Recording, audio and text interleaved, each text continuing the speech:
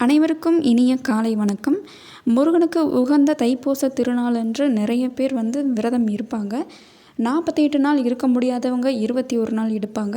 அப்படியும் 2 நாள் இருக்க முடியாது அப்படிங்கிறவங்க கடைசி ஒரு 6 நாள் விரதம் எப்படி இருக்கிறது அப்படிங்கிறத இந்த பதிவில் பார்க்கலாம். தைப்பூசம் பிப்ரவரி 11ஆவது நாள் வர்றதுனால நீங்கள் பிப்ரவரி 6ஆம் தேதியிலிருந்து 6 நாள் தொடர்ந்து தைப்பூச நாளான 11ஆம் தேதி முடித்து கொள்ளலாம். அப்படி 6 நாள் விரதத்தை எப்படி மேற்கொள்வது அப்படின்னா, காலையில் ஒரு 6 மணியிலேருந்து 9 மணிக்குள்ளே பூஜையை வச்சுக்கலாம். அப்படி இல்லை அப்படின்னா மாலையில் 6 மணிக்கு மேலே, அதாவது 5:45 இருந்து கூட சூரிய அஸ்தமம் முடிஞ்சதுக்கப்புறம் கூட வச்சுக்கலாம். 6 முகனுக்கு 6 தீபங்கள் ஏற்றி வழிபடுவது சிறப்பு. அப்படி இல்லை அப்படின்னா நெய் தீபம் ஏற்றுனீங்க அப்படின்னா இன்னமுமே சிறப்பு. அதுவும் இல்லை அப்படின்னா 5 நாள் 6 தீபம் போட்டுட்டு தைப்பூசம் அன்னைக்கு வெற்றிலை தீபம் போடுறீங்க அப்படின்னா இன்னமும் சிறப்பு கொடுக்கும். அந்த 6 நாளுமே முருகனுக்கு நெய்வேத்தியமாக பாலும் தேனும் எடுத்துக்கலாம்.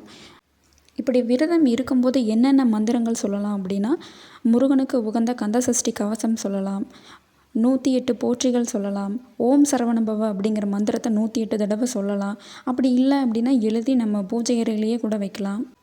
இந்த விரதம் இருப்பவர்கள் உணவு முறைகள் என்னென்னு பார்த்திங்கன்னா, காலையில் இட்லி அந்த மாதிரி சாப்பிட்லாம். இல்லைனா முருகருக்கு நெய்வேத்தியமாக வச்சுருக்கிற பாலும் தேனும் சாப்பிடலாம். மதியம் மட்டும் பட்டினியாக இருக்கிறது ரொம்ப சிறப்பு. காலையில் சாப்பிடுங்க. இரவு பார்த்திங்கன்னா 6 மணிக்கு நம்ம பூஜையை முடிச்சுட்டு கூட பத்திய சாப்பாடு அப்படி இல்லைனா விரத சாப்பாடு அப்படின்னு சொல்லி செஞ்சு சாப்பிடலாம். அந்த விரத சாப்பாட்டில் என்னென்ன இருக்கணும் அப்படின்னா, பயிறு வகைகளை தவிர்த்துக்கணும். அதாவது தட்டைப்பயிறு, மொச்சப்பயிறு, பாசிப்பயிறு இந்த மாதிரி பயிறு வகைகளை தவிர்த்துட்டு நம்ம பருப்பு வகைகள், பருப்பு சாம்பார், பருப்பு குழம்பு அந்த மாதிரி வச்சு சாப்பிடலாம். கீரை எடுத்துக்கக்கூடாது. மேலும் கசப்பான காய்கறிகள், பாவக்காய், கோவக்காய் அந்த மாதிரி காய்கறிகள்லாம் விட்டுறணும். சொரக்காய் சமைக்கக்கூடாது.